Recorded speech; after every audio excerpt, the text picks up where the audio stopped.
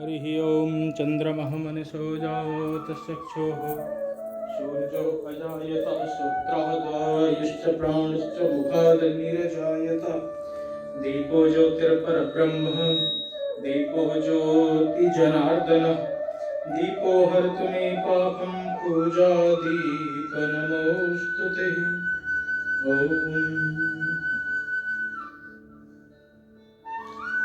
शान्ताकारं भुजगशयनं पद्मनाभं सुरेशं विश्वाधारं गगनसदृशं मेघवर्णशुभाङ्गं लक्ष्मीकान्तं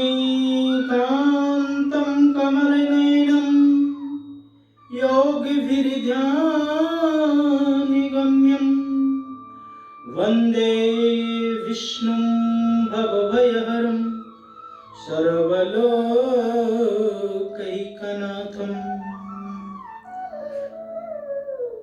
वंशी विभूषितकरान्नवनीरदाभं पीताम्बरः धरुणिबिम्बफलाधरोष्टां पूर्णेन्दुसुन्दरिमुखा दरविन्दनेत्रा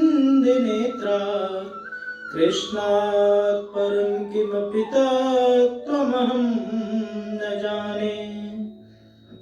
नारायणं नमस्कृत्यं नरं चैव नरोत्तमं देवीं सरस्वतीं व्यासं ततो जयमुदीरयेत्। भक्ति भक्ति भगवन्ति गुरु चतुर्नाम बपुएक, इनके पग बंधन किए सुनाशत विघ्न अनेक। आइए हनुमंत विराजिए, कथा कहूँ मति अनुसार प्रेम भरी गादी धरूं सुबिराजिय पवन कुमार सुबिराजिय पवन कुमार। बोल सत्यनारायण भगवान की जय। कृष्ण कन्हैया लाल की जय। राजा रामचंद्र भगवान की जय। पवन सुत हनुमान की जय। सत्य सनातन धर्म की जय। जय जय श्री राधे श्याम, जय जय श्री राधे श्याम, जय जय श्री राधे श्याम। परम मंगल में परात्पर अकारण करुणालय भक्त वांछा कल्पतरु तनिंदित विनिंदित श्री बालकृष्ण लाल के पाद पद्मों में प्रणाम करते हुए आज हम श्री सत्यनारायण भगवान की एकादशी व्रत कथा में प्रवेश करेंगे, जो कि मनोवांछित फल को प्रदान करने वाली श्री सत्यनारायण भगवान की कथा है। इस संसार में जितनी भी कथाएं भागवत व्रत अनुष्ठान आदि हैं, वो सब इसी ओर संकेत करते हैं कि जीव अपने कल्याण का कोई न कोई साधन खोज ले, कोई न कोई अपने कल्याण का वो मार्ग जान ले। क्योंकि हम सब जीव सोते हुए हैं, पड़े हैं, सब सो रहे हैं। प्रायः आंखें खुली दिखती हैं, परंतु वास्तविक में हम सब मोह में पड़े हुए सो रहे हैं। तुलसीदास जी तो प्रमाण के साथ कहते हैं कि मोह निशा सब शोभ निहारा, देखहि स्वप्न अनेक प्रकार। सबके सब मोह की रात्रि में सो रहे हैं। सबसे पहले तो इस शरीर से ही हमें मोह हो जाता है, फिर परिवारजनों के रिश्ते नातों से मोह हो जाता है, और धन संपत्ति आदि से मोह इतना बढ़ जाता है कि हम उनको कभी छोड़ना ही नहीं चाहते। किसी ने प्रश्न किया कि आपने बता दिया कि हम सब सो रहे हैं, ये हमें कैसे पता चले कि हम जागृत हुए भी हैं कि नहीं? तो तुलसीदास जी कहते हैं इसका भी प्रमाण है। जीव को तभी अपने आप को जागृत मानना चाहिए जब वो विषय और विलासों से दूर हो जाए। सब विषय विलास उसके अधीन हो जाए। तुलसीदास जी कहते हैं जाने जीव तब ही जग जागा, जब सब विषय विलास विरागा। व्यक्ति को तभी अपना आप को जगा हुआ जानना चाहिए जब उसके विषय विराग सब नष्ट हो जाएं। काम, क्रोध, लोभ, मोह, मद तथा मात्सर आदि ये मनुष्य के 6 शत्रु हैं।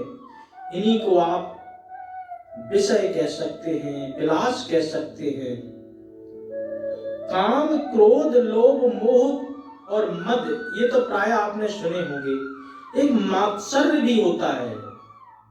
मात्सर्य का मतलब है मत्तः अग्रे सरति इति मत्सरः।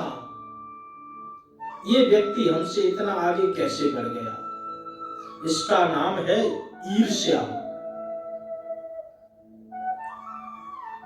ईर्ष्या को ही मात्सर्य कहते हैं। ये प्रत्येक व्यक्ति के अंदर भरा पड़ा है। इससे जब छुटकारा मिलता है तो वो जीव असत्य को छोड़ करके सत्य की ओर आता है। वह सत्य की ओर चलने का प्रयास करता है। वह सत्य क्या है? वह त्रिकालातीत सत्य है। सत्यव्रतम सत्य परम त्रिसत्यम, सत्यस्य योनिं निहतं च सत्ये, सत्यस्य सतमृत मृत सत्यनेत्रम, सत्यात्मकं त्वं शरणं प्रपन्ना। वह सत्य त्रिकालातीत है, जो आदि में भी सत्य था, वर्तमान में भी सत्य है और अंत में भी सत्य रहेगा। ऐसे ही सत्य को हम त्रिकालातीत सत्य बोलते हैं। वह सत्य क्या है? वह सत्य परमात्मा का नाम है। सत्यम नारायणम विष्णु। वह साक्षात सत्य स्वरूप परमात्मा ही है। भगवान का नाम सत्य है, भगवान का भजन सत्य है, मनुष्यों के द्वारा किए हुए सत्कर्म ही सत्य हैं। भगवान शंकर जी अनेक वर्षों से समाधि लगाए हुए बैठे थे। जब उनकी समाधि खुली तो माता भवानी ने प्रश्न किया। माता भवानी पूछने लगी कि आप इस समाधि में क्या अनुभव करते हैं? कृपा करके आप हमें भी श्रवण कराएं कि आप इस समाधि में क्या खोजने का प्रयास करते हैं। तो भगवान शंकर जी कहते हैं कि इस समाधि में मैं सत्य को जानने का प्रयत्न करता हूं और हमने सत्य को जान भी लिया है। तो भवानी जी कहती हैं वो सत्य हमें भी बताएं, वो सत्य क्या है? तो भगवान शंकर जी कहते हैं कि मैं अपने अनुभव से बताता हूं कि वो सत्य क्या है। वो सत्य परमात्मा का नाम है, वो सत्य परमात्मा का भजन है। शंकर भगवान कहते हैं कि ओमा कहूं मैं अनुभव अपना, सत्य हरि भजन जगत सब सपना। परमात्मा का नाम छोड़ करके, परमात्मा की भक्ति छोड़ करके, परमात्मा का साक्षात्कार छोड़ करके बाद बाकी जितना ये दिखता हुआ संसार है ये सब असत्य है। केवल और केवल परमात्मा का नाम ही सत्य है। ऐसे ही सत्य का बखान स्कंद पुराण के रेवा खंड में किया गया है। उसी रेवा खंड में सत्यनारायण भगवान का ऐसा वर्णन किया है कि जो सत्यनारायण भगवान की कथा है ये मनोवांछित फल को प्रदान करने वाली है। प्रत्येक व्यक्ति को ये कथा भुक्ति मुक्ति के साथ में पुत्र पौत्रों से भी समन्वित करती है और भगवान श्री सत्यनारायण की कृपा से सब कुछ संभव हो जाता है। प्रत्येक व्यक्ति को भगवान श्री सत्यनारायण के कृपा का प्रसाद जरूर लेना चाहिए। उनके श्री सत्यनारायण की कथा का अनुष्ठान जरूर करना चाहिए, क्योंकि मनोवांछित फल के साथ साथ ये मोक्ष तक को प्रदान कर देने वाली कथा है। तो आइए श्री सत्यनारायण भगवान की कथा में हम प्रवेश करें। बोल सत्यनारायण भगवान की जय। नैमिषे सूतमासीनम्, नैमिषारण्य की पावन भूमि में सोनकादि 88,000। नैमिषारण्य जो तीर्थ है ये भी बहुत विख्यात तीर्थ है, बहुत पुण्यदायी तीर्थ है।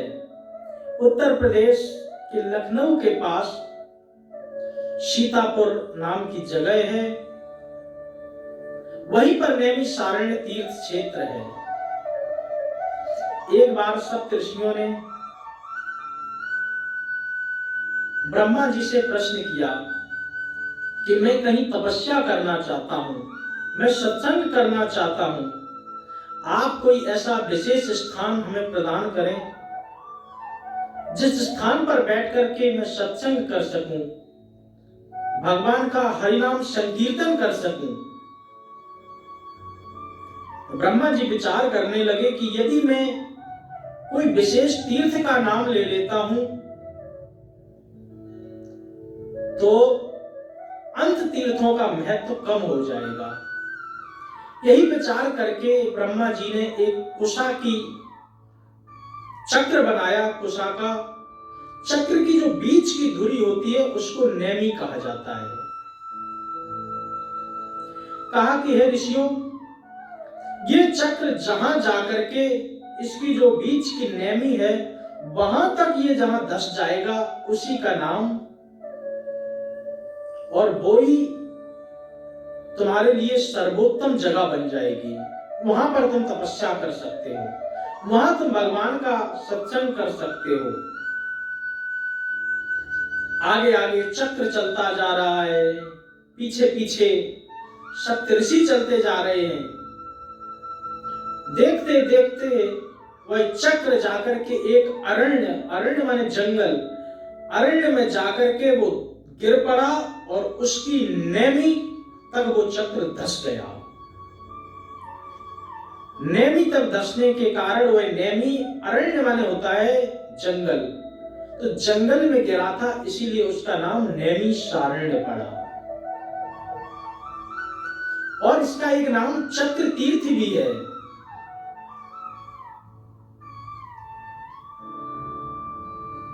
तो रामचरितमानस में इसका वर्णन आता है। तीर्थ बरने मिस विख्याता अति पुनीत साधक सिद्धिदाता। वो ऐसी जागृत जगह है कि वो सिद्धि को प्रदान करने वाली है।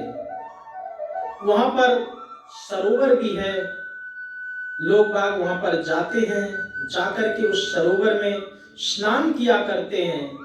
उसके पीछे यही उनका भाव रहता है कि ये चक्र तीर्थ में स्नान करने से उनका जो जन्म मरण का चक्र है ये नष्ट हो जाएगा। तो आप सबको भी जब भी समय मिले आप जरूर चक्र तीर्थ नैमिषारण्य के दर्शन करें, बहुत पावन जगह है। तो ऐसे नैमिषारण्य की भूमि पर शौनकादि 88,000 ऋषियों ने श्री सूत जी महाराज से प्रश्न किया। शौनक जी जितने वहां पर साधु बैठे हैं उन सबका प्रतिनिधित्व करते हैं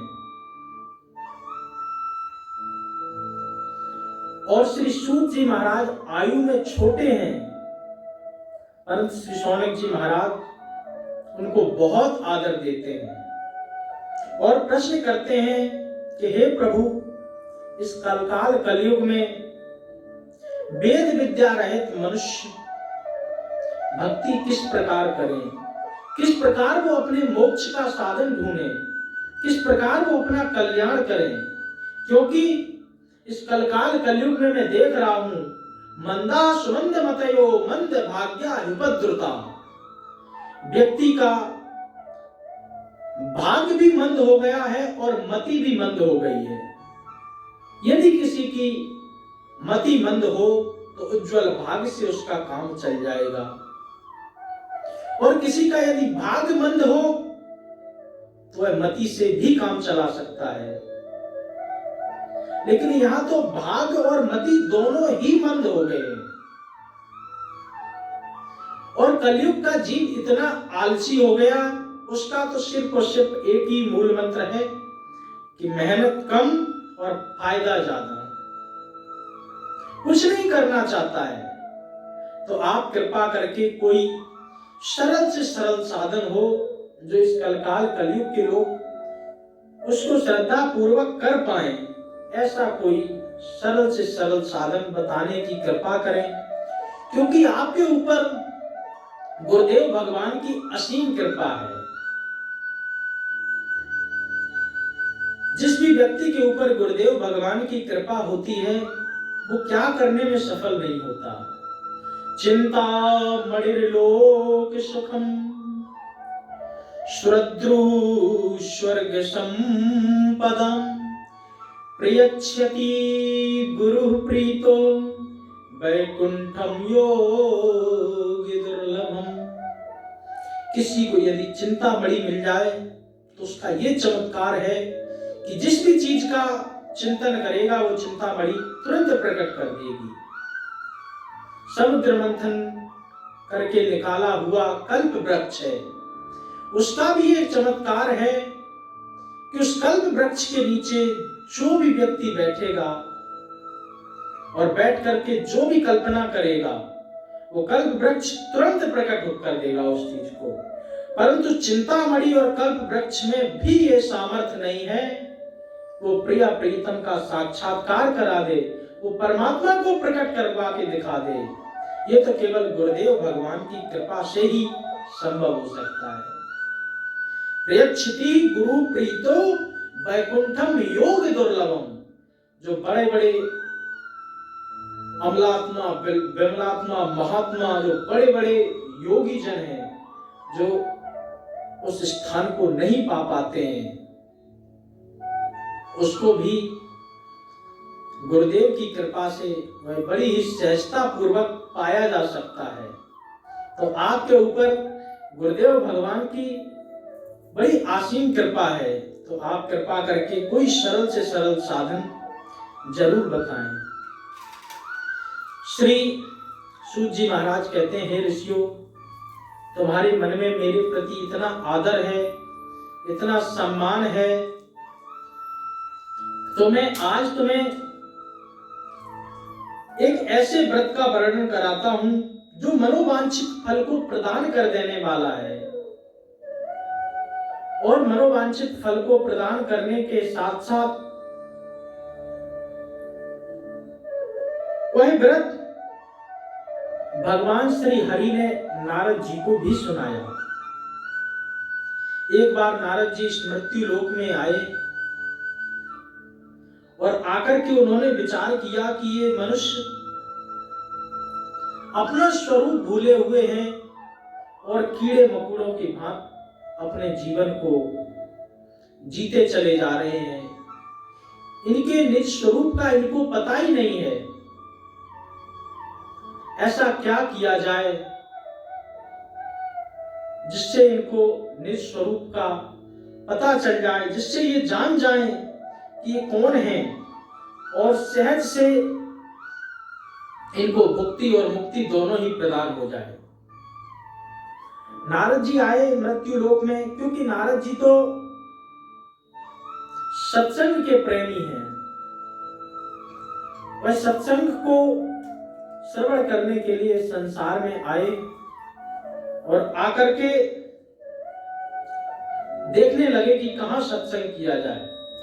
बहुत खोजा, गृहस्थियों को देखा तो गृहस्थियों की भी ये विडंबना थी, तरुणी प्रभुता गेहे श्याल को बुद्धिदायका कन्या विक्रयणो लोभात दंपति नाम च कल्पनम। अनेकानेक दंपतियों को देखा तो वहां भी उनके घर में स्त्रियों का प्रभुत्व बहुत बड़ा हुआ है। किसी से सलाह यदि लेनी हो तो माँ बाप भाई बहन किसी से नहीं पूछते हैं, साले साहब को बुलाया जाता है सलाह के लिए। कहा कि यदि कोई बुद्धिमान है तो सलाह लेने में क्या हर्ज। बोले नहीं, सलाह तो खूब ली जाए, परंतु उसके बाद भी कन्या विक्रय लोभात दंपति नाम च कल्पनम, उसके बाद भी इन लोगों के अंदर, इन लोगों के बीच इतना कलह भरा हुआ है जिसका बखान करना भी दुष्कर है। तो यही मन में भावना लेकर के श्री हरि के पास में पहुंचे। वहां पर श्री हरि भगवान विष्णु क्षीर सागर में शयन कर रहे हैं। उनके गले में मोतियों की माला है, हाथों में शंख चक्र गदा पद्म है और बहुत ही सुंदर सुशोभित हो रहे हैं। श्री नारद जी प्रणाम करके कहते हैं कि आप अनंत शक्तिमान हैं, मन तथा वाणी भी आपको नहीं पा सकती है। आपका न आदि है, न मध्य है और न अंत है। निर्गुण स्वरूप सृष्टि के कारण आप समस्त भक्तों का दुख दूर करने वाले हैं। मैं मृत्यु लोक के मनुष्यों का दुख दूर करने का कोई उपाय आपसे पूछ रहा हूं। आप कृपा करके मुझे वह उपाय प्रदान करें। श्री हरि बोले कि मनुष्यों के भलाई के लिए तुमने बहुत अच्छी बात पूछी है, जिससे करने से मनुष्यों का मोह छूट जाएगा और उन्हें अनेकानेक प्रकार के लौकिक सुखों का भी आनंद आएगा। ऐसे व्रत का हम तुम्हें विधान बताते हैं, ध्यान पूर्वक श्रवण कीजिए, क्योंकि वो व्रत श्री सत्यनारायण भगवान का व्रत है। उसे विधि विधान पूर्वक करने से मनुष्य को इस लोक में सुख की प्राप्ति तथा मृत्यु लोक के बाद वैकुंठ मिलता है। श्री हरि के वचन सुनकर के नारद जी ने कहा, उस व्रत का क्या फल है, उस व्रत का क्या विधान है, वह व्रत किसने किया और यह व्रत किस दिन करना चाहिए, कृपा करके आप मुझे विस्तार पूर्वक बताएं। श्री नारद जी की बात सुनकर के श्री हरि भगवान विष्णु जी बोले कि इस व्रत को जब भी मन में आपके भगवान के प्रति अपनी कृतज्ञता ज्ञापित करने का मन हो, आप इस व्रत को कभी भी कर सकते हैं। और यह व्रत शोक दोष को दूर करने वाला तथा सभी स्थानों पर विजय दिलाने वाला है। मानव को भक्ति और श्रद्धा के साथ शाम को श्री सत्यनारायण भगवान की पूजा धर्म परायण होकर ब्राह्मणों व बंधुओं के साथ में करनी चाहिए। भक्ति भाव से नैवेद्य केले का फल, घी, दूध, गेहूं का आटा और सवाया लेकर के शक्कर और गुड़ के साथ सभी भक्षण योग्य पदार्थों को मिलकर के बनाएं और भगवान का भोग लगाएं। ब्राह्मणों सहित बंधु बांधवों को भोजन कराएं और उसके बाद स्वयं भोजन करें। भजन कीर्तन के साथ भगवान की भक्ति में लीन हो जाएं। इस तरह श्री सत्यनारायण भगवान का व्रत करने से मनुष्य की सारी इच्छाएं पूर्ण हो जाती हैं तथा वह अंत में मृत्यु लोक को छोड़ करके परम धाम को भी प्राप्त होता है। इति श्री सत्यनारायण व्रत कथा प्रथम अध्याय संपूर्णम्। श्रीमन्नारायण नारायण नारायण भजमन्नारायण नारायण नारायण श्री सत्यनारायण नारायण नारायण।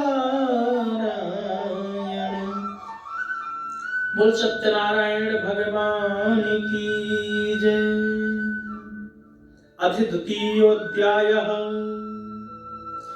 सूत जी बोले, हे ऋषियों, जिसने पहले इस व्रत को किया है मैं उसका इतिहास सुनाता हूं, ध्यान पूर्वक सुनो।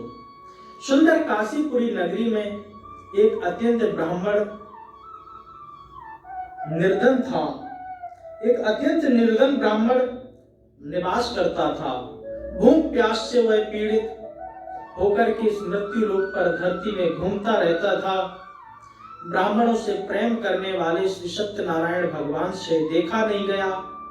एक दिन वह ब्राह्मण का भेष बना करके उस ब्राह्मण पर कृपा करने के लिए वहां पर आए और आकर के पूछा कि हे विप्र, तुम इतने क्यों दुखी हो?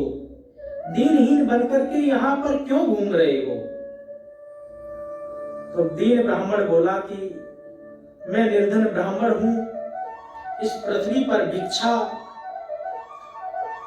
को मांग करके अपने जीवन का निर्वाह करता हूं। यदि आप कोई उपाय जानते हो जो हमारी निर्धनता को दूर कर दे, वह हमें कृपा करके सुनाइए।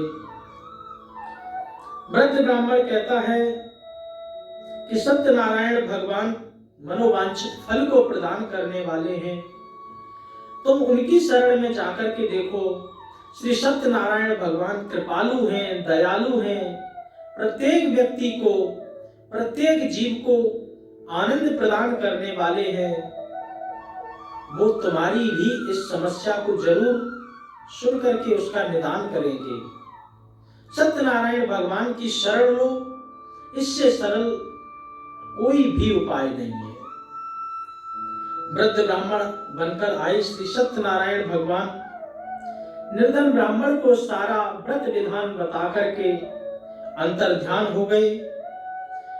ब्राह्मण मन ही मन सोचने लगा कि जिस व्रत को वृद्ध ब्राह्मण ने कहा है मैं उसको जरूर करूंगा। यह निश्चय करने के बाद वह रात में सोने का प्रयत्न करने लगा, परंतु उसको नींद नहीं आई। सुबह उठ करके वह भिक्षाटन के लिए गया। भगवान की ऐसी अद्भुत कृपा हुई कि भिक्षा में उसको बहुत सारा धन मिला। वह बहुत सारा धन पाकर के बड़ा प्रसन्न हुआ और घर पर आया। उसने बंधु बांधवों के साथ मिलकर के श्री सत्यनारायण भगवान का व्रत किया। सत्यनारायण भगवान का व्रत संपन्न करने के बाद भगवान की कृपा से उस निर्धन ब्राह्मण के सारे दुख दूर हो गए। अनेक प्रकार की संपत्तियों से वह युक्त हो गया। उसी समय से वह ब्राह्मण प्रत्येक माह श्री सत्यनारायण भगवान का व्रत करता है। जो भी श्री सत्यनारायण भगवान का व्रत श्रद्धा पूर्वक करेगा उसके समस्त प्रकार के रोग दोष दूर हो जाएंगे और अंत में उसे मोक्ष की प्राप्ति भी होगी। सूत जी बोले कि इस तरह से श्री नारद जी से नारायण जी का कहा हुआ श्री सत्यनारायण भगवान का व्रत मैंने तुमसे कहा है। हे विप्रो, अब मैं क्या कहूं? ऋषि बोले, हे मुनिवर, इस संसार में इस व्रत को करके किस किस का जीवन धन्य हुआ, किसको और भी आनंद मिला, मैं इस व्रत के बारे में और सुनना चाहता हूं। आप कृपा करके मुझे श्रद्धा भाव के साथ सुनाएं। श्री सूत जी बोले, हे मुनियो, जिसने इस व्रत को किया वह सब सुनो। एक समय वही विप्र धन और ऐश्वर्य के साथ में अपने बंधु बांधवों के साथ व्रत करने को तैयार हुआ। उसी समय एक लकड़हारा लकड़ी बेचने के लिए वहां पर आया। वह बहुत बूढ़ा था, उसको प्यास लगी हुई थी। वह ब्राह्मण का घर देख करके लकड़ियों का गट्ठर बाहर रख करके ब्राह्मण के घर में गया और वहां प्यास के मारे बहुत दुखी था। कहा कि मुझे पानी चाहिए। ब्राह्मण ने उसको पानी पिलाया। पानी पिलाने के बाद में उसने पूछा कि आप यह क्या कर रहे हैं? तो लकड़हारे की बात सुनकर के विप्र ने कहा कि मैं अपने बंधु बांधवों के साथ श्री सत्यनारायण भगवान का व्रत कर रहा हूं। इनकी कृपा से मेरे घर में धन धान्य की वृद्धि हुई है और ये सभी मनोकामनाओं को पूर्ण करने वाला व्रत है। विप्र से सत्यनारायण व्रत के बारे में जान करके लकड़हारा बहुत प्रसन्न हुआ। चरणामृत लेकर प्रसाद खाने के बाद अपने घर आया और लकड़हारे ने मन ही मन में संकल्प किया कि आज लकड़ी बेचने से जो धन मिलेगा उससे मैं श्री सत्यनारायण भगवान का व्रत अवश्य करूंगा। मन में इस विचार को लेकर के बूढ़ा आदमी सिर पर लकड़ियां रखकर नगर में बेचने के लिए गया। वहां पर धनी लोग ज्यादा रहते थे। भगवान श्री सत्यनारायण की ऐसी कृपा हुई कि उसको उन लकड़ियों का वहां 4 गुना धन प्राप्त हुआ। बूढ़ा प्रसन्नता के साथ पैसे लेकर के आया और बाजार जाकर के उसने केले, शक्कर, घी, दूध, दही और गेहूं का आटा लेकर के श्री सत्यनारायण भगवान के व्रत की अन्य सामग्रियां बाजार से खरीदी और अपने घर ले आया। वहां उसने अपने बंधु बांधवों को बुला करके व्रत विधि विधान से श्री सत्यनारायण भगवान का व्रत किया। व्रत के प्रभाव से वह बूढ़ा लकड़हारा धन, पुत्र आदि सबसे युक्त होकर के संसार के अनेकानेक उसने सुख भोगे और अंत में वह वैकुंठ धाम को प्राप्त हुआ। इति श्री सत्यनारायण व्रत कथा 2 अध्यायः संपूर्णम्। श्रीमन्नारायण नारायण नारायण भजमन नारायण नारायण नारायण श्री सत्यनारायण नारायण नारायण। बोल सत्यनारायण भगवान की जय। श्री सूत जी महाराज बोले, अथ तृतीयोऽध्यायः। सूत जी बोले, हे श्रेष्ठ मुनियो, अब मैं आगे की कथा कहता हूं। पहले समय में एक उल्कामुख नाम का एक बुद्धिमान राजा था। वह सत्य वक्ता तथा जितेंद्रिय था।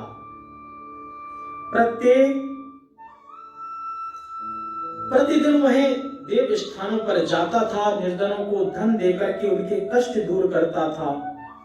उसकी पत्नी कमल के समान मुख वाली थी। बहुत ही सती साध्वी पत्नी भद्रशिला नदी के तट पर रहते थे। उन दोनों ने एक बार श्री सत्यनारायण भगवान का व्रत किया। उसी समय वहां पर एक साधु नाम का वैश्य आया। उसके पास व्यापार करने के लिए बहुत सारा धन था। राजा को व्रत करते देख विनय पूर्वक वह पूछने लगा कि हे राजन, भक्ति भाव से पूर्ण होकर के आप यह क्या कर रहे हैं? मैं सुनने की इच्छा रखता हूं कि आप मुझे कृपा करके बताइए। राजा बोला, हे साधु, मैं अपने बंधु बांधवों के साथ पुत्र आदि की प्राप्ति के लिए एक महान शक्तिमान श्री सत्यनारायण भगवान का व्रत अनुष्ठान कर रहा हूं। राजा की बात सुनकर के वह साधु बोला कि मेरे भी कोई संतान नहीं है, क्या इस व्रत से मुझे भी संतान की प्राप्ति हो सकती है? राजा ने कहा कि श्री सत्यनारायण भगवान की कृपा से सब कुछ संभव है, एक बार उन पर विश्वास करके तो देखो। राजा से व्रत का सारा विधि विधान सुनकर के व्यापार से निवृत्त होकर के वह साधु घर गया। साधु वैश्य ने अपने पत्नी को संतान देने वाले इस व्रत के बारे में वर्णन सुनाया। कहा कि जब भी मेरी कोई संतान होगी तब मैं श्री सत्यनारायण भगवान का व्रत अवश्य करूंगा। साधु ने इस तरह के वचन अपनी पत्नी लीलावती को कहे। एक दिन लीलावती के साथ वह सांसारिक धर्म में प्रवृत्त हो गया। भगवान श्री सत्यनारायण की कृपा से उसकी पत्नी गर्भवती हो गई। 10वें महीने में उसके गर्भ से एक सुंदर कन्या का जन्म हुआ। वह कन्या दिनों दिन मानो ऐसे बढ़ने लगी जैसे शुक्ल पक्ष का चंद्रमा हो। माता पिता ने उस कन्या का नाम कलावती रखा। एक दिन लीलावती ने मीठे शब्दों से अपने पति को याद दिलाया। कहा कि आपने अभी तक श्री सत्यनारायण भगवान का व्रत नहीं किया। आपको भगवान की कृपा से संतान की भी प्राप्ति हो गई। अब तो आप व्रत को कर दें। तो मुस्कुराता हुआ साधु बोला कि यह व्रत मैं अपनी पुत्री के विवाह पर करूंगा। ऐसा कहकर के उसने इस बात को टाल दिया और अपने काम में पुनः व्यस्त हो गया। एक दिन उसने देखा कि उसकी पुत्री अपनी सखियों के साथ में बाहर खेल रही है। खेलते ही खेलते उसके मन में विचार आया कि मेरी पुत्री तो विवाह के योग्य हो गई है। तुरंत दूत को उसने बुलाया और बुला करके कहा कि मेरे पुत्री के योग्य कोई वर ढूंढ करके लाओ, क्योंकि मेरी कन्या विवाह के योग्य हो चली है। साधु की बात सुनकर के दूत कंचन नगर पहुंचा और वहां पर सब तरह से देखभाल कर लड़की के सुयोग्य बड़े पुत्र को ले आया। सुयोग्य लड़के को देखकर साधु ने अपने बंधु बांधवों को बुलाया और बहुत धूमधाम से अपनी पुत्री का विवाह किया। परंतु दुर्भाग्यवश अभी भी वह श्री सत्यनारायण भगवान का व्रत करना भूल गया। इस पर श्री सत्यनारायण भगवान बहुत क्रोधित हुए और उसको श्राप दिया कि साधु को अत्यधिक दुख मिले। अपने कार्य में कुशल साधु बनिया जमाई को साथ में लेकर के समुद्र के पास स्थित रत्नापुर नगर में गया। वहां जाकर के ससुर दामाद दोनों मिलकर के राजा चंद्रकेतु के नगर में व्यापार करने लगे। एक दिन भगवान श्री सत्यनारायण की माया से राजा के यहां पर चोरी हुई। चोर सारा धन चुरा करके ले गए। चोरों के पीछे सिपाही भी पड़ गए। चोर अपनी जान बचाने के लिए सारा धन चुराया हुआ लेकर के साधु बनिया के पास में ही छोड़कर चले गए। उधर से सिपाही आए और आने के बाद सिपाहियों ने ससुर और दामाद दोनों को पकड़ लिया और पकड़ करके राजा के सामने उपस्थित किया। कहा कि मैं चोरों को पकड़ लाया हूं, आप आगे की कार्रवाई करें। क्रोधित राजा ने आज्ञा दी कि दोनों को कठिन कारावास में डाल दिया जाए और इनका सभी धन भी छीन लिया जाए।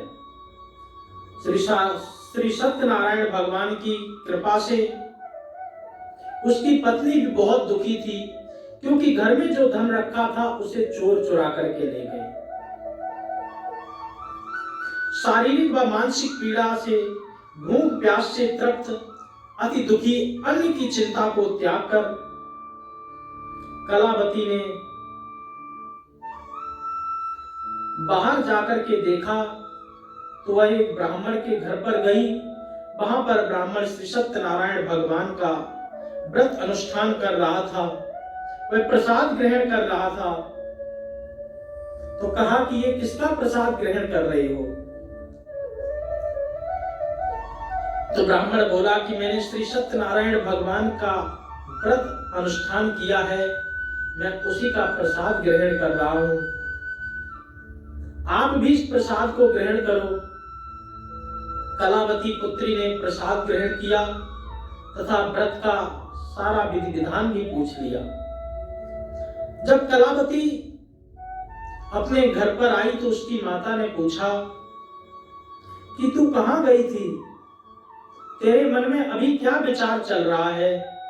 कलावती ने अपनी माता से कहा कि मैं एक ब्राह्मण के घर पर गई थी, वहां मैंने श्री सत्यनारायण भगवान का व्रत होते हुए देखा।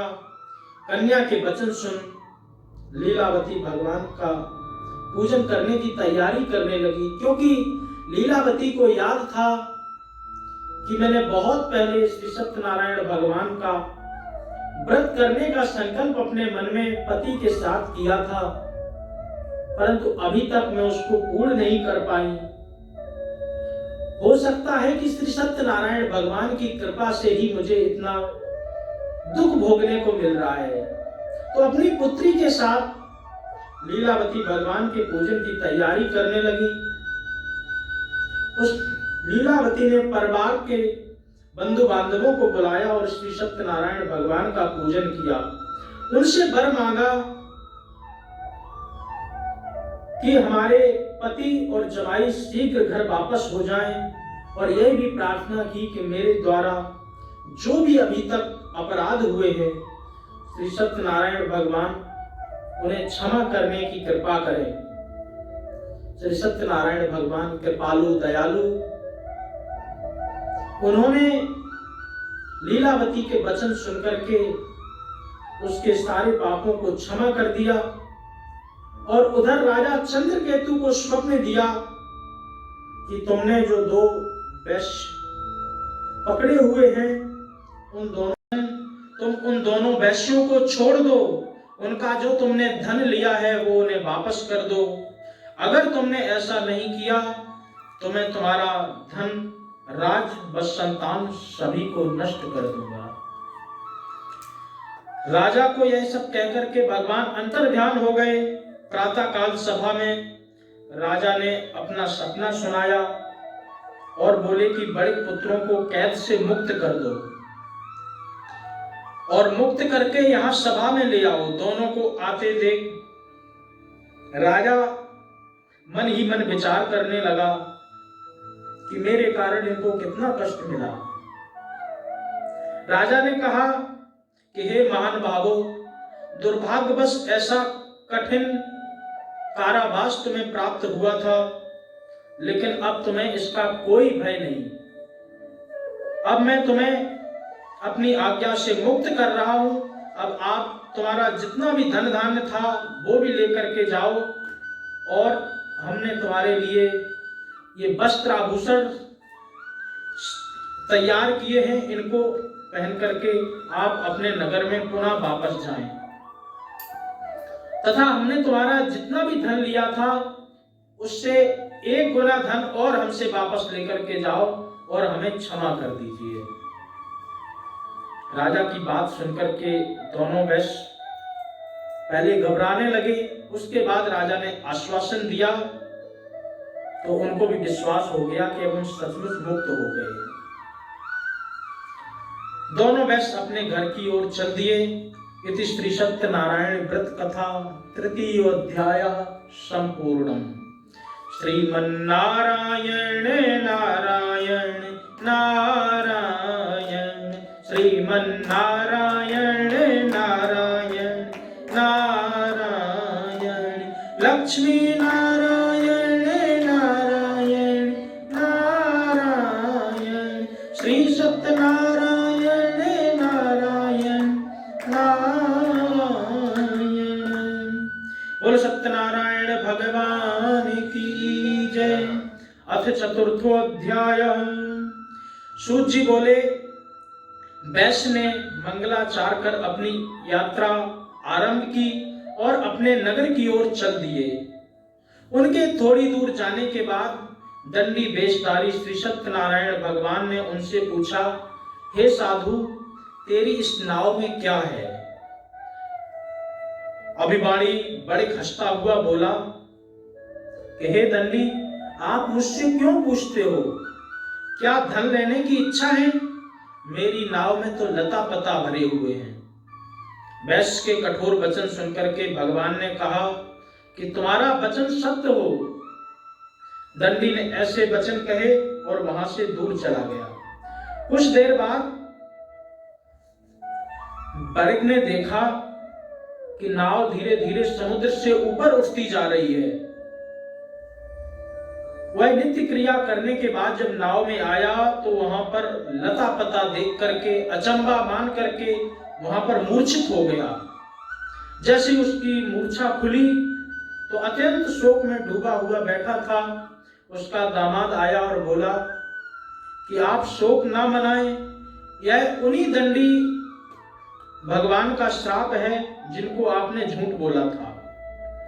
हम सब दंडी स्वामी के पास में चलें, उनसे क्षमा मांगे तो उनकी कृपा से हो सकता है कि हमारे नाव में पुनः धन धान्य की प्राप्ति हो। ऐसा कहकर के ससुर और दामाद दंडी महाराज के पास में गए। जाकर के अपने अपराध को स्वीकार किया तथा दंडी स्वामी ने भी उनकी प्रार्थना सुन करके उन्हें क्षमा कर दिया। जैसे ही क्षमा किया तो पुनः नाव में जो भी धन धान्य था वो सब वापस आ गया और कहा कि हे राजन, हे वैश्य, तुम्हें मेरे कारण बहुत दुख मिला है। क्यों? क्योंकि तू मेरी भक्ति भाव से विमुख हुआ है। अब तुम मेरी भक्ति भाव में दोबारा संलग्न होगे तो तुम्हारे सारे कार्य धीरे धीरे संपूर्ण हो जाएंगे, सभी कष्टों से भी तुम्हें छुटकारा मिल जाएगा। साधु वैश्य के भक्ति पूर्वक वचन सुनकर के उन्हें प्रणाम करके अपनी यात्रा पुनः आरंभ कर दी और दंडी स्वामी भी अंतर ध्यान हो गए। ससुर जमाई जब नाव में आए और आकर के विचार करने लगे कि सत्यनारायण भगवान का हमने अभी तक पूजन नहीं किया, अभी तक अर्चन बंदन नहीं किया है, हम घर जाकर के उनका अर्चन बंदन जरूर करेंगे। जैसे ही नगर के पास में पहुंचे तो साधु ने दूत को भेज दिया, कहा कि घर पर मेरे सूचना पहुंचा दो कि हम नगर के नजदीक आ गए हैं। दूत जाकर के घर पर पहुंचा और पहुंच करके कहा कि ससुर और जवाई दोनों नगर के नजदीक आ गए हैं। तो दूत की बात सुनकर के साधु की जो पत्नी थी लीलावती बड़े हर्ष से भगवान श्री सत्यनारायण का पूजन कर रही थी। अपनी पुत्री को कहा कि मैं अपने पति के दर्शन करने के लिए जाती हूं, तू कार्य पूरा करके शीघ्र वहां पर आ जाना। माता के वचन सुनकर के कलावती ने भगवान की पूजा तो की परंतु जल्दी जल्दी में वह प्रसाद छोड़कर के ही अपने पति के दर्शन के लिए दौड़ पड़ी। प्रसाद की अवज्ञा के कारण भगवान श्री सत्यनारायण रुष्ट हुए और नाव सहित उसके पति को पानी में ही डुबो दिया। कलावती अपने पति को वहां न पाकर के रोती हुई जमीन पर गिर पड़ी। नाव को डूबा देखकर कन्या को रोता देख करके साधु बहुत दुखी हुआ और उसने कहा कि प्रभु, मुझसे तथा मेरे परिवार से जो भी भूल हुई है आप कृपा करके हमें क्षमा करें।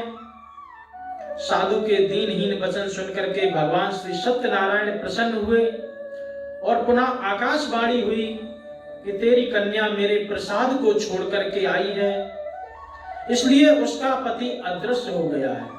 ये सब मेरी ही माया है। यदि वह जाकर के पुनः प्रसाद को ग्रहण करती है तो उसका पति उसको अवश्य मिलेगा। ऐसी आकाशवाणी सुनकर के कलावती घर पहुंच करके प्रसाद ग्रहण करती है और फिर आकर के अपने पति के दर्शन पाती है।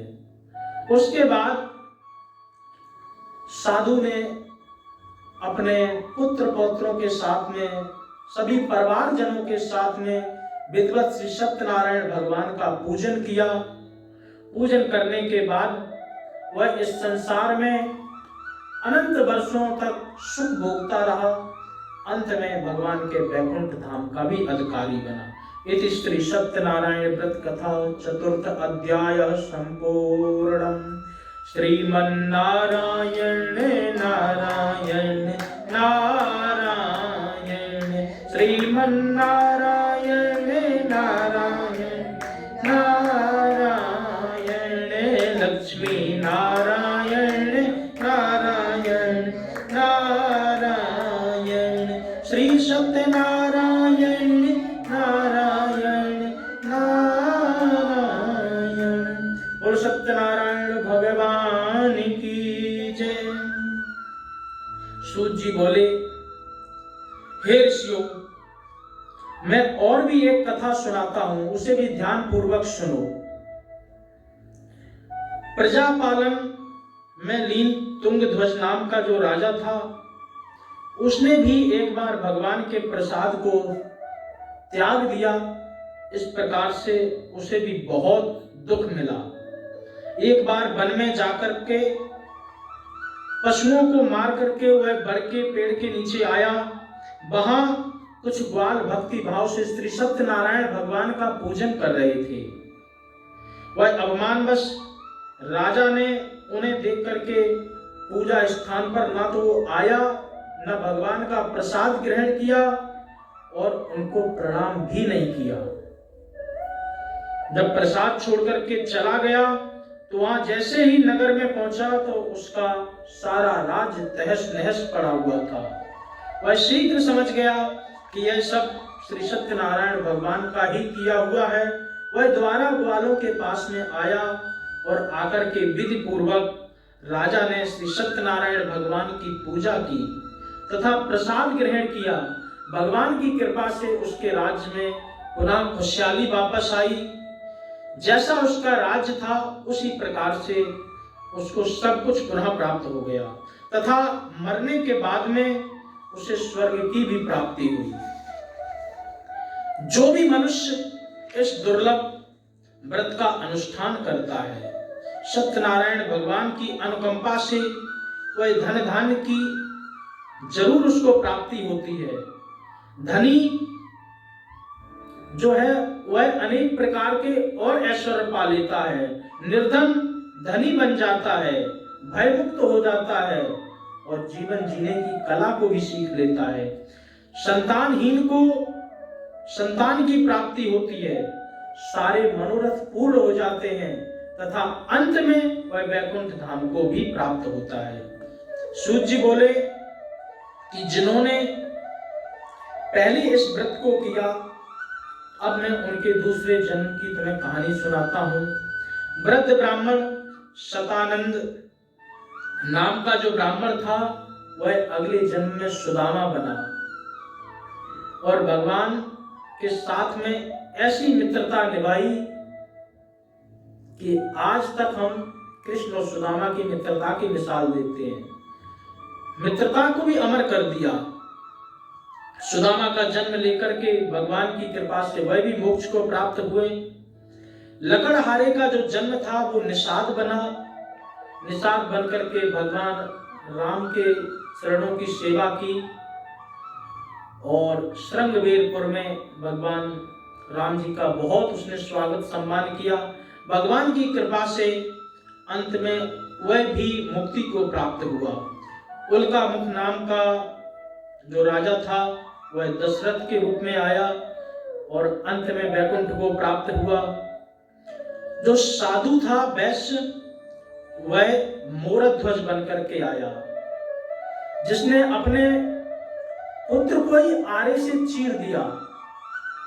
भगवान की कृपा से अंत में उसको भी वैकुंठ की प्राप्ति हुई। महाराज तुंगध्वज स्वयंभू बनकर के आए तथा भक्ति युक्त होकर के कर्म को उन्होंने मोक्ष को प्राप्त किया। श्री सत्यनारायण व्रत कथा अथ पंचमो अध्यायः संपूर्णम्।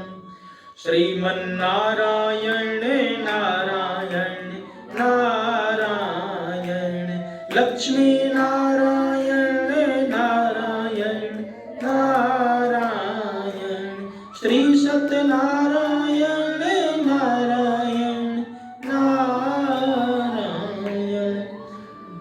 बोलो सत्यनारायण भगवान की जय। श्री सत्यनारायण भगवान की जो कथा है, अंत में इसका निष्कर्ष यही निकलता है कि व्यक्ति जिन्होंने भी किया अंत में वह मोक्ष को प्राप्त हुए। तो प्रत्येक व्यक्ति को अपने मोक्ष के लिए, अपने मुक्ति के लिए उपाय ढूंढने चाहिए।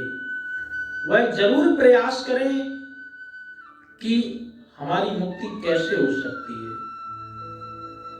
अनेक प्रकार की मुक्ति, सद्यो मुक्ति, क्रम मुक्ति, नाना प्रकार की मुक्ति है, परंतु सहज मुक्ति को प्राप्त करने के लिए क्या करें? हमारे पास न तो ज्ञान है, न तपस्या है, कुछ भी नहीं है। अभी हम मनुष्य रूप में तो हैं, परंतु जानवर, जैसा कि हम पहले भी कह चुके, जानवर जैसे ही हैं।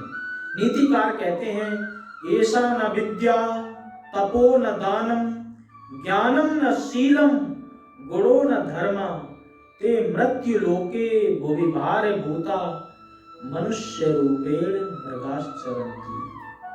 ज्ञान नहीं है, दान नहीं है, तपस्या नहीं है, भगवान की भक्ति नहीं है, आराधना नहीं है, तो ऐसा व्यक्ति जब तक जीता है वो इस धरती पर भार बन करके रहता है।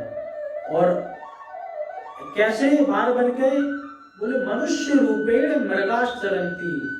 जैसे मृग इस जमीन पर चलते रहते हैं, वैसे विषय वासनाओं में मृग की तरह, क्योंकि मृग की बहुत तृष्णा होती है ना, मृग की तरह ऐसे मनुष्य भी घूमते रहते हैं। इसलिए प्रत्येक व्यक्ति को चाहिए कि अपने मोक्ष का, अपने मुक्ति का जरूर कोई ना कोई उपाय ढूंढे। और इस कलकाल कलयुग में भगवान की ऐसी कृपा है कि यहाँ पर बहुत ही सहज रूप से मुक्ति मिल जाती है। हम सब मोक्ष के दरवाजे पर ही खड़े हैं, क्योंकि ये जो मनुष्य जन्म है यही मोक्ष का दरवाजा है। हम सब मोक्ष के दरवाजे पर खड़े हैं, परंतु जब जब हमारा मोक्ष पाने का समय आता है, विषय वासनाओं की ऐसी खुजली होती है कि हम मोक्ष को भूल करके आगे निकल जाते हैं। एक प्राचीन एक कथा है कि एक अंधा था, एक हॉल में आकर के वह बैठा, कथा भी श्रवण की उसने। उसके बाद उसने कहा कि चलो हम बाहर चलते हैं। आंखों से देख नहीं सकता था, तो दीवार पकड़ पकड़ करके धीरे धीरे पहुंचा। जैसे ही दरवाजे के पास में पहुंचा तो उसके सर में खुजली होने लगी। हाथ से खुजलाने लगा, दरवाजा छूट गया, फिर चक्कर लगाना पड़ा उसको पूरा। इसी प्रकार से जब हम कोई भी भक्ति करने का प्रयत्न करते हैं, कोई भी हम अनुष्ठान करते हैं, अपनी मुक्ति का मार्ग खोजने का प्रयत्न करते हैं, तब इन विषय वासनाओं की ऐसी खुजली होती है कि इनमें हम पढ़ करके अपना वास्तविक स्वरूप भूल जाते हैं, अपना वास्तविक उद्देश्य भूल जाते हैं। इसलिए प्रत्येक व्यक्ति अपने मुक्ति का मार्ग ढूंढे, क्योंकि ये उसका वास्तविक अधिकार है। केवल और केवल मनुष्य जन्म ही आपको ऐसा दिया गया है जिससे आप भक्ति कर सकते हैं, तप कर सकते हैं, भगवान की आराधना कर सकते हैं। अन्य योनियों में ऐसी कोई भी विशेषता नहीं है। और अगर ये जन्म आपको मिला है, इस जन्म में भी आपने इस शरीर को लेकर के कुछ भी नहीं कर पाया, तो आपसे अच्छे पशु हैं, क्योंकि उनके शरीर का जो खाल है या हड्डी मांस है वो किसी न किसी काम तो आ जाता है। आपके शरीर का कोई भी हिस्सा किसी काम नहीं आता है। मानुष में सिर्फ एक गुण, जपे राम का नाम, इसीलिए कहा गया, क्योंकि पशु जो है ना, हाथी, हाथिन के दांत के खिलौने बने भांति भांति, बागन की खाल राजा रावण के मन भाई है, मृगन की खाल को तो ओढ़ते हैं योगी यति, बकरी की खाल थोड़ा पानी भर लाई है, कहे कभी दया राम, राम के भजन बिन, मानस की खाल कहो किस काम में आई है, पशुओं के जूते बने नर का कछु न होए, जो नर की करनी बने नर नारायण होए। आपके शरीर का कुछ भी नहीं है। हाथी के दांतों के खिलौने बन जाते हैं, बाघ की खाल राजा आदि लोग उनको कर लेते हैं, गैंडे की खाद से पहले जब वो ब्लड प्रूफ वाला जो कपड़ा नहीं हुआ करता था, तब इसी से ही वो बनाया जाता था कवच, गैंडे की खाल से।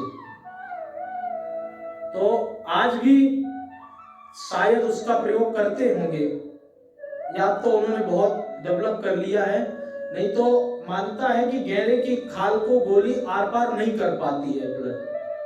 तो भगवान ने उनको बुद्धि नहीं दी, परंतु उनका कुछ तो ऐसा आ रहा है।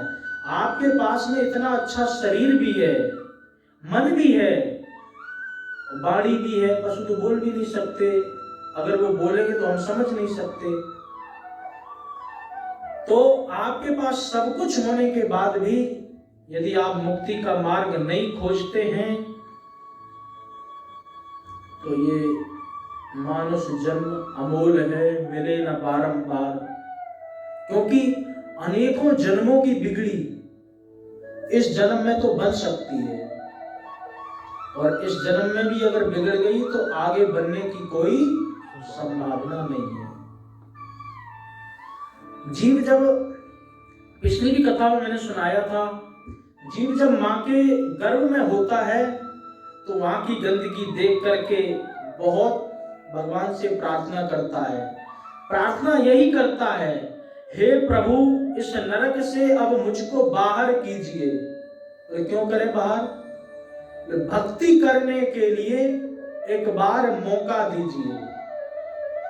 सुनकर तेरी प्रार्थना भगवान ने अवसर दिया, समय पूरा हो चुका था, गर्भ से बाहर किया। बाहर आते ही तुझे माया ने फिर घेरा दिया, याद अंदर की भुलाकर बस में अपने कर लिया। खेलने हंसने व रोने में तेरा बचपन गया, आई तरुणाई तो तरुणी का पति तू बन गया, विषय भोगों में ही तेरा समय फिर जाने लगा, करके मदरा पान गंदे गीत भी गाने लगा, बीड़ी सिगरेट पान खाने में मजा आने लगा, मछली मुर्गी अंडे बकरी भेड़ सब खाने लगा।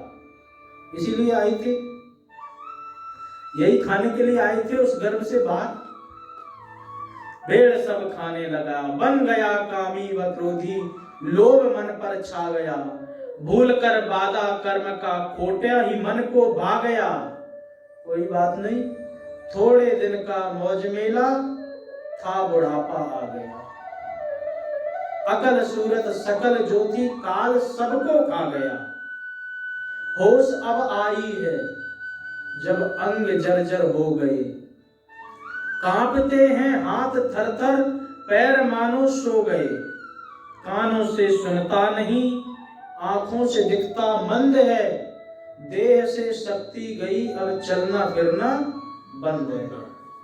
फूल यौवन का तेरा जब सूख कर कुमला गया, आज बाधा गर्भ का वह याद तुझको आ गया। क्या अब आ गया तो आ गया, आ गया तो आ गया, उद्धार तो हो जाएगा, किंतु जीवन मुक्त का आनंद तू नहीं पाएगा। किंतु ईश्वर की कृपा संतों के आशीर्वाद से भक्ति कर भगवान की, बच जाएगा यमराज से। अब भी कर पुरुषार्थ, बिगड़ी बात तो बन जाएगी, नाम जप कर साधना की शक्ति तुझ में आएगी। साधना अब यह करो, सुमरन करो भगवान का, सब तरफ से मन हटाकर ध्यान कर घनश्याम का। त्याग कर चिंता सभी निज रूप का चिंतन करो, कि वास्तविक रूप क्या है, आपका वास्तविक रूप क्या है।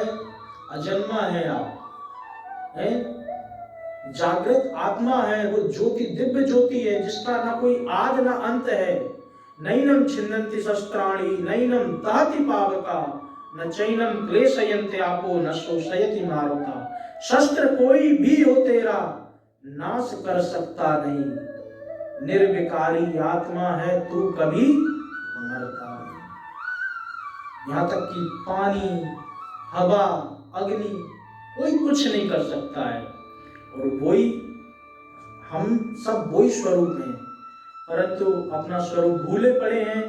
माया का ऐसा लपेटा है कि हम आए थे तो भक्ति करने के लिए भगवान की, उनको बहुत प्रार्थना करता है जीव, लेकिन बाहर आते ऐसी उसको माया का वो लगता है। क्यों? क्योंकि जब तक जीव माँ के गर्भ में रहता है तो उसको अपने पिछले 100 जन्मों की याद रहती है। बाहर आते सब कुछ भूल जाता है। पानी कब तक सुरक्षित है? जब तक आकाश में है। आकाश से जैसे ही वो नीचे आया धूल दूषित होकर के बर्बाद हो जाता है। इसी प्रकार जीव की स्थिति है। भूमि परत भा, तुलसीदास जी लिखते हैं, भूमि परत भा ढाबर पानी, जिम जीवहि माया लपटानी। इसी प्रकार से ऐसा माया का लपेटा है, कोई नहीं बच सकता है। परंतु भगवान कहते हैं ये ये मां में प्रपद्यन्ते माया तेषां तरन्ति ते। जो भी मेरे शरणापन हो जाता है फिर माया उसका कुछ भी नहीं बिगाड़ पाती है। सबको डर, जैसे कि जादूगर, आपने देखा जादूगर ऐसी कला दिखाता है तो देखते देखते ताजमहल गायब कर दे। ताजमहल तो वही है परंतु वो आपके चक्षु बंद कर देता है तो आपको ताजमहल ही नहीं दिखेगा। देखते देखते वो हजारों नोट प्रकट कर देता है और उसके बाद में फिर वो कटोरा लेकर के भीख मांगने लगता है। तो हम सब उसकी माया को देख करके, उसकी कला को देख करके आश्चर्यचकित हो जाते हैं। जितने भी खेल देख रहे होते हैं वो सब आश्चर्य पड़ जाते हैं, परंतु एक ऐसा होता है जो आश्चर्यचकित नहीं होता है। वो उस जादूगर के साथ एक छोटा सा बच्चा होता है जिसका नाम जमूड़ा बोलते हैं। वो जो होता है साथ में, वो आश्चर्यचकित नहीं होता है। क्यों? क्योंकि वो उस जादूगर की धीरे धीरे कला को देखता रहता है और उसको सीख जाता है। इसी प्रकार परमात्मा जादूगर है, हम सब जमूड़े हैं। नट कट बिकट कपट खग माया, नट सेवक ही न व्यापे माया। नट के सेवक को जैसे माया व्याप्त नहीं करती, उसी प्रकार हम भी तो परमात्मा के जमूड़े हैं। माया परमात्मा की है। अगर हम उनके जमूड़े बनकर के उनकी भक्ति भाव में लीन होते हैं, उनकी तरफ अपना ध्यान लगाते हैं, मन लगाते हैं, तो माया हमें कुछ भी नहीं कर सकती। और परमात्मा का तो वचन ही है, सर्वधर्मान परित्यज्य माम एकम शरणम व्रजा। आओ तो एक बार आकर के देखो, तो क्या करेंगे कि सारे रोग दोष सब नष्ट करके मोक्षय्यामि मा शुचा, मैं तुम्हारे सारे अपराधों को नष्ट करके तुम्हें मोक्ष प्रदान कर दूंगा। मोक्ष नहीं चाहिए, धन संपत्ति चाहिए, तो जो तुम आवे एक पग, मैं आऊं पग 60। एक बार बढ़ के देख, भगवान का खुद ही वचन है, मैं 60 पग आगे जाऊंगा। और जो तुम कर रहे हो काट सम, तो मैं लोहे की लाट। अगर भगवान से कोई जरा सा टेढ़ा होता है तो वो उससे बहुत टेढ़े हो जाते हैं। इसलिए परमात्मा की भक्ति को प्राप्त करें, अपने निज वास्तविक स्वरूप को जानें। ये जितनी भी कथा, पुराण, अनुष्ठान, व्रत आदि सब इसी ओर संकेत करते हैं कि आप अब तो चेत जाओ, अब तो जाग जाओ। कितने जन्मों से विषय भोगों में घूमते घूमते यहाँ तक पहुंचे हो। आज तुम्हारे पास शुभ अवसर है, अपने निज रूप को पहचानो, जागृत हो, और जागृत होकर के अपने वास्तविक स्वरूप में स्थित हो जाओ।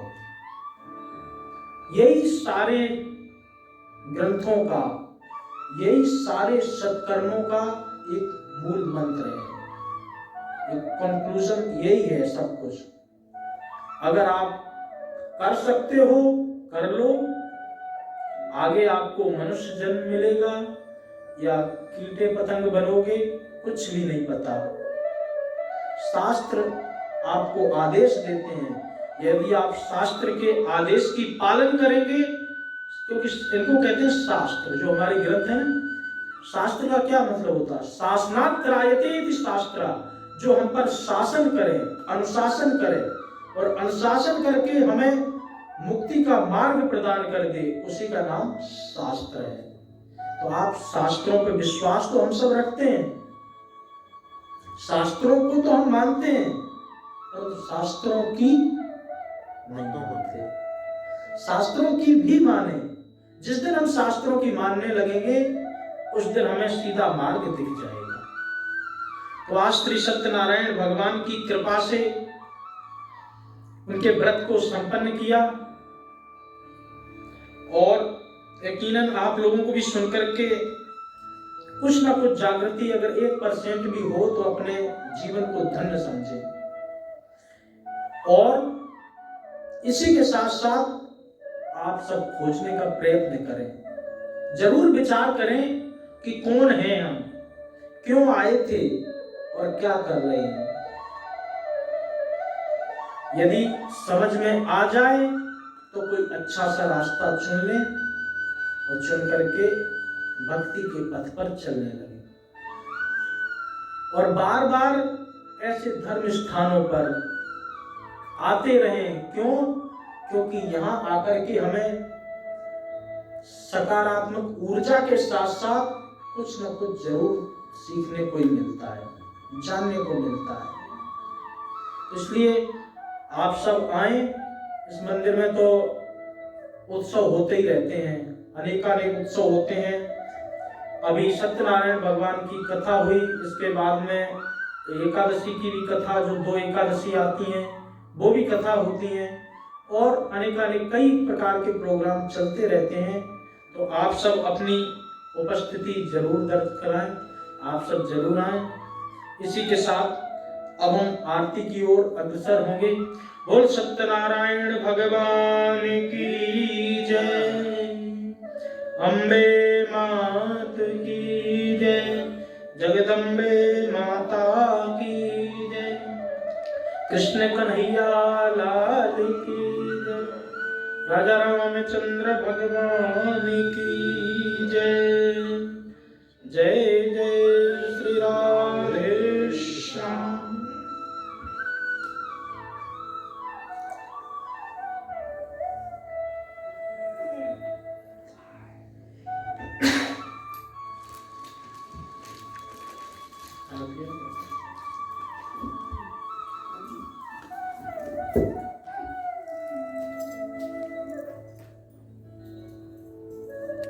जय लक्ष्मी रमण, भाव भक्ति के कारण छिन छिन रूप धर्यो स्वामी, छिन छिन रूप धर्यो, श्रद्धा धारण कीनी, श्रद्धा धारण कीनी, तिनको काज सयो। ओम जय लक्ष्मी रमणा, बाल बाल संग राजा, बन में भक्ति करी स्वामी, बन में भक्ति करी, मन वांछित फल दीनो, मन वांछित फल दीनो, दीन दयालु हरि। ओम जय लक्ष्मी रमणा, सदन प्रसाद सवायो, सगले फल मेवा स्वामी, सगले फल मेवा, धूप दीप तुलसी से, धूप दीप तुलसी से, राजी सत्य देवा। ओम जय रमणा स्वामी, सत्य नारायण जी की आरती जो कोई नर गावे स्वामी, जो कोई नर गावे, वेद से सुख संपत्ति सहज रूप पावे। ओम जय लक्ष्मी रमणा, जय लक्ष्मी रमणा स्वामी, जय लक्ष्मी रमणा, सत्यनारायण स्वामी, सत्यनारायण स्वामी, जनपातक हरणा। ओम जय लक्ष्मी रमणा।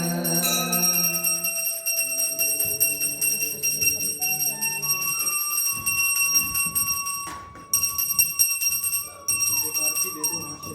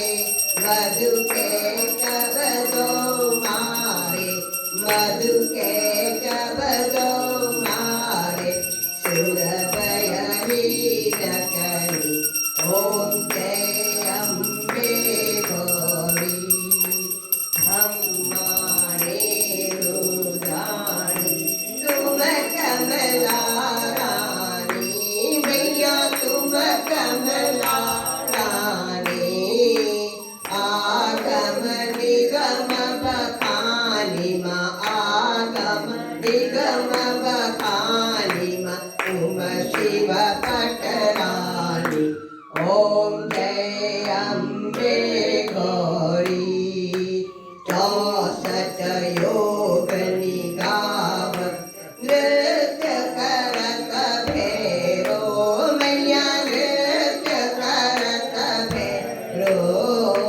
बाजत ताल मृदंगा बाजत ताल मृदंगा और बाजत डमरू ओम जय अम्बे गौरी तुम ही जग की माता तुम ही हो भरता मैया तुम ही हो भरता भक्तन के दुख हरता भक्तन के दुख हरता सुख संपत्ति करता ओम जय अम्बे गौरी पूजाचारयति शोभि वरम गाधारी मैया वरम गाधारी धनवाचित फल पावक धनवाचित फल पावक सेवक नर नारी ओम जय अम्बे गौरी कंचन काल विलास अगर कपूर बाती मैया अगर कपूर बाती श्रीमाल के तुम्हें रागत श्रीमाल के तुम्हें रागत कोटि रतन ज्योति ओम जय अम्बे गौरी श्री अम्बती की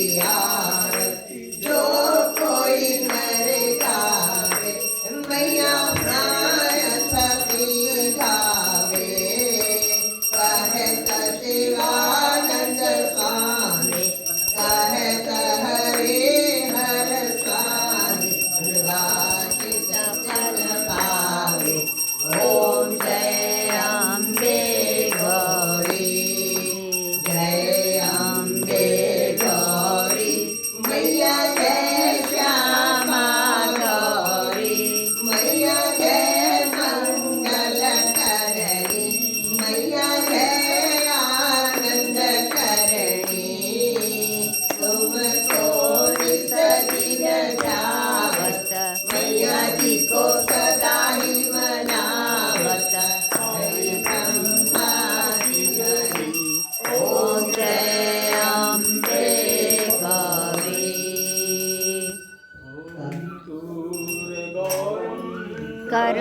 करुणावतारं संसारसारं भुजगेन्द्रहारं सदा वसन्तं हृदयारविन्दे भवं नमामि सरितं नमामि मङ्गलं भगवान् विष्णु मङ्गलं गरुडध्वज मङ्गलं पुनरीकाक्षो मङ्गलाय तनोहरि सर्वमङ्गलमाङ्गल्ये शिवे सर्वादशाधिके शरण्ये त्र्यम्बके गौरी नारायणी नमोस्तुते नारायणी नमोस्तुते नारायणी नमोस्तुते तमेव माता च पिता त्वमेव